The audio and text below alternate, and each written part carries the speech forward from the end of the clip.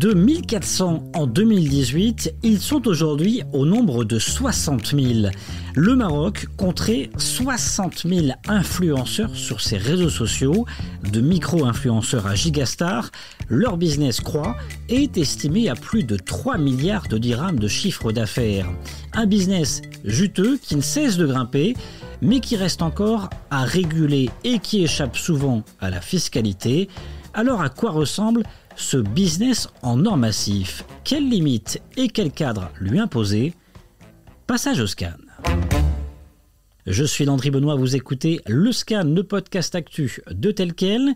Et ce mardi 7 mars 2023, je vous propose de parler business des influenceurs au Maroc. Le numéro 1032 de Tel Quel vous éclairera également avec son dossier Influenceuses et influenceurs, les dessous d'un business en or massif, réalisé par mes consoeurs Manal Zenabi et Leïla Chic, est disponible sur telquel.ma. Dans un instant, Salaheddine Mimouni, expert en marketing digital et CEO de l'agence Rich Media, nous accompagnera. Il réagira à ce dossier et nous livrera les coulisses du marketing d'influence au Maroc. Mais d'abord, quelques chiffres pour une plongée en douceur. Savez-vous qu'il y a au Maroc 3 fois plus d'influenceurs qu'en Algérie et en Tunisie? Et oui, beaucoup de Marocains sont tentés par ce business et tentent, soit avec succès, soit avec échec, de se lancer dans l'influence. Pour ceux qui percent, c'est souvent le jackpot.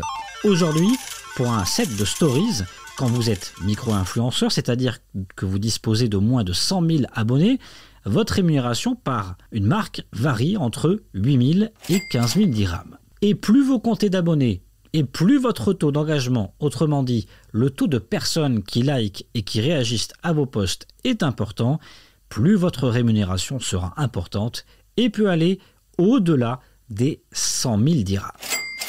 Alors, qu'est-ce qu'un influenceur aujourd'hui? À quoi ressemble le business de l'influence? Quelles limites? Quel avenir? Quel cadre? C'est ce que nous allons voir avec Salaheddine Mimouni. Bonjour. Bonjour. Qu'est-ce qu'un influenceur aujourd'hui? Aujourd'hui, un influenceur, c'est toute personne ayant un contenu ou partageant un contenu sur les réseaux sociaux et qui a une communauté. Donc, généralement, l'influenceur, elle est lié à une communauté qui l'influence, soit avec du contenu, soit avec un des types de contenu, en l'occurrence les Reels, les Stories, les Shorts, les posts, etc. Alors, il y a plusieurs types d'influenceurs selon leur nombre d'abonnés. Est-ce qu'on peut être influenceur avec 1000 abonnés?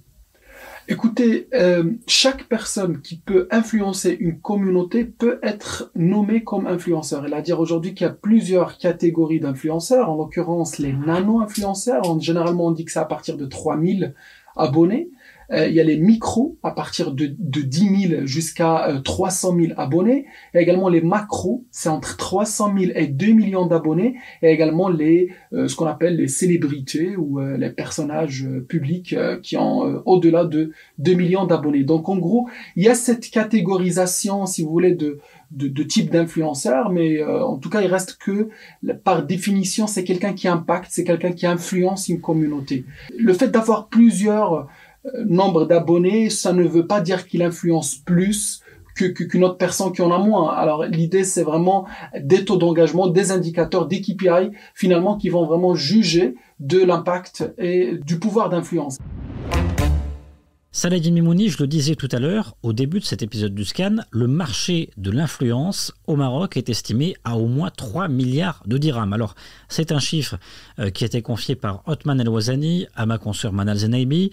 Othman El Ouazani, c'est le co-auteur de Digitrends, qui a réalisé la première étude récemment indépendante sur les tendances digitales qui portait sur l'aspect notamment de l'influence. Mais c'est une estimation car il n'y a aucun chiffre exact et précis pour l'instant. Alors justement, on n'a pas des chiffres exacts, mais il reste que des estimations. Et là, dire que de toute façon, c'est un marché qui est en pleine expansion. Il y a beaucoup plus de marques qui s'orientent aujourd'hui vers le marketing d'influence.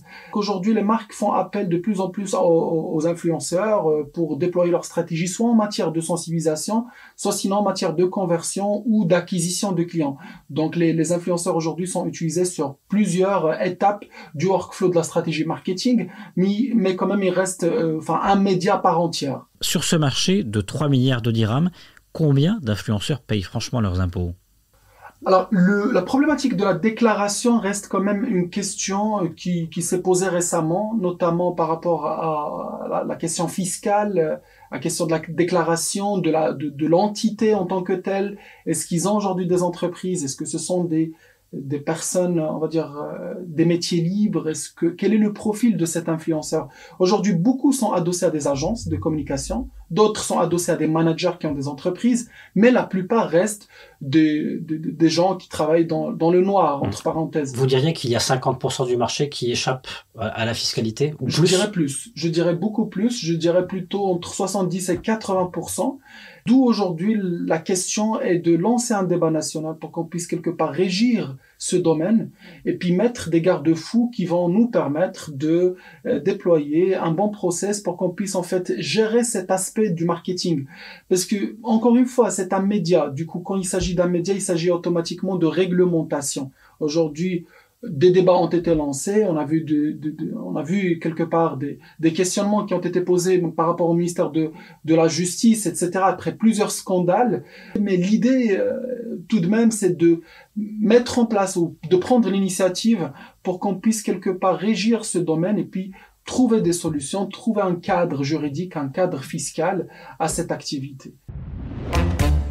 Alors après avoir défini l'influence, passez au crible le marché de l'influence. Qui sont les 5 plus grands influenceurs marocains, Saladin Memouni? Grand influenceur marocain, ça reste quand même un terme qui est relatif. Parce que au niveau des agences, nous ne mesurons pas l'influenceur avec ses nombres d'abonnés. Beaucoup d'éléments rentrent en jeu. Quel est le taux d'interaction? Quelle est la CSP, la catégorie socio-professionnelle qu'il représente? Quel est l'engagement qu'il a? Quel est le taux d'abonnés réels? Quand on veut travailler avec des influenceurs, on cherche deux choses. On cherche d'abord les antécédents d'action parce qu'on ne veut pas se retrouver avec un influenceur qui travaille avec plusieurs marques dans le même domaine parce que ça brûle quelque part la communauté. Et de deux, on cherche un rapport analytics. Ce rapport analytics permet d'avoir plusieurs indicateurs, en l'occurrence les CSP qu'il représente, les tranches d'âge qu'il a. Parce qu'aujourd'hui, je ne peux pas travailler avec un influenceur qui a une communauté de jeunes et moi, je lui vends un produit qui est destiné aux seniors. Donc ne pas forcément juger un influenceur sur son nombre d'abonnés, on l'a bien compris. Vous préférez parler d'exemples d'influenceurs.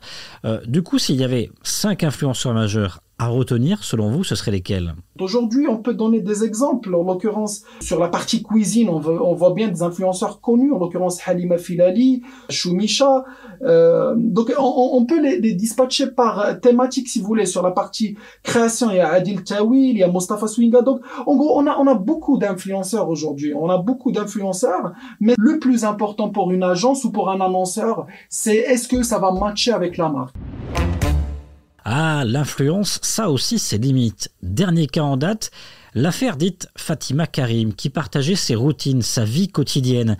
Elle est allée jusqu'aux toilettes, parler et montrer des choses pas très belles, dont on ne parlera pas ici. Mais tout cela pose une question, Saladin Memouni. Fatima Karim est-elle une influenceuse? Alors malheureusement oui, parce que par définition, chaque personne qui a une communauté est un influenceur. Aujourd'hui, c'est pour ça que il faut absolument initier ou impulser une action pour la régie. Ça, c'est des expériences qui ont été déployées dans d'autres pays, en l'occurrence aux Émirats. On a vu à Dubaï, aujourd'hui, pour être influenceur, il faut absolument avoir un badge, il faut absolument avoir un statut. Et c'est ça ce qu'on voudrait en fait initier. Donc, plusieurs débats ont été lancés dans ce sens.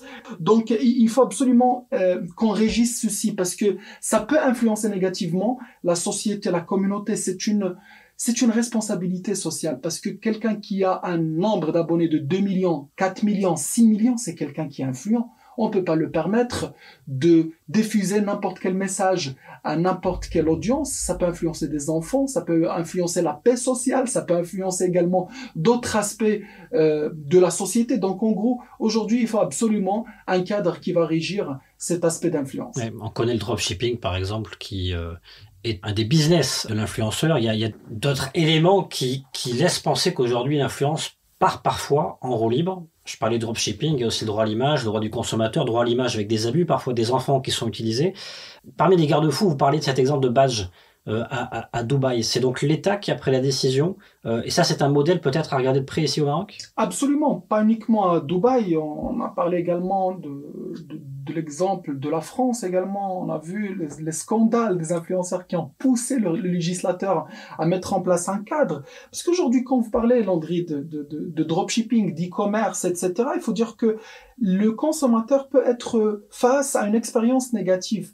En l'occurrence, des relations parasociales ou encore une fois des sentiments de trahison, parce qu'on le voit souvent, des influenceurs qui recommandent un produit, après le lendemain, ils proposent autre chose. Donc aujourd'hui, ces sentiments de trahison ou d'autres problèmes, en l'occurrence les contre-discours, ou sinon le fait de promouvoir une marque qu'on n'a jamais essayé juste parce qu'on a payé un prix. Donc tout ça, ça reste des problèmes que le consommateur, auquel le consommateur doit absolument faire attention. N'importe quelle action d'influence ou une collaboration, il doit absolument être déclaré. Il doit y avoir également des contrats entre la société et l'influenceur, des contrats qui protègent les deux parties prenantes. Il doit y avoir également un cadre de collaboration avec une rémunération précise, avec un nombre de stories précis, avec un nombre de posts, etc., etc. Donc, en gros, aujourd'hui, c'est un marché qui est en plein développement. On l'a vu sur pas mal d'actions, en l'occurrence des actions de notoriété, des actions de sensibilisation qui visent la portée, c'est-à-dire ce qu'on appelle techniquement le reach. Quelle est la réglementation qui va régir ceci dans les différentes activités et différents domaines? J'imagine que la plupart des agences privées ont un annuaire, leur annuaire avec leur base de données. Un catalogue. Un catalogue.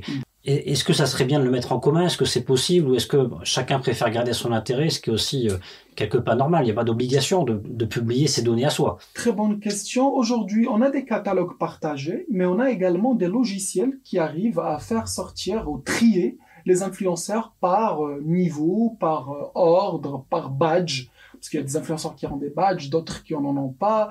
On peut les trier également par thématique, on peut les trier par nombre d'abonnés, on peut les trier par ville, on peut les trier par CSP d'audience qui les suit, etc. Donc il y a des logiciels aujourd'hui, en l'occurrence, je peux citer des logiciels qui ont une partie open source comme Flanks, donc qui permettent quelque part de jauger l'impact de l'influenceur, mais avant de jauger ses actions également, son historique. Donc c'est une arme à double tranchant parce que parfois la marque peut associer son image à un influenceur qui peut commettre des bêtises, qui peut également tomber dans du bad buzz. Merci Saladin Mouni. Je vous en prie. Le Scan, le podcast d'actualité, c'est fini pour aujourd'hui. Réalisation Adam Al-Arshawi. Et n'hésitez pas à vous abonner sur le site telquel.ma et à nous retrouver chaque jour du lundi au vendredi sur toutes les applications de plateformes de podcast et de streaming.